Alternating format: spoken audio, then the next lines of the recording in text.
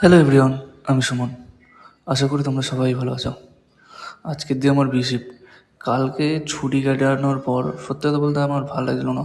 এতটা শরীরটা match match করছিলো, সত্যি ভালো লাগছিলো না যেতে, যে যাবো কি যাবো না কাজে।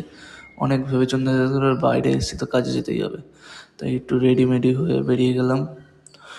বেরিয়ে তো গেলাম, ভালো মতো তো বাড়িতে বেরিয়ে গেলাম যে শিফট করবো, বাড়ি চলে আসবো। হ্যাঁ, এখন যখন নাইট হবে, মানে ডিউটি শেষ হবে আমাদের, নাইট এখন বলছে যে নাইটটা করে যা ভাই, কোনো ম্যান পাওয়ার নেই, কী করবো। নাইটটা আমি করে আসলাম, এত ঘুম পাচ্ছিল করে আসার পর।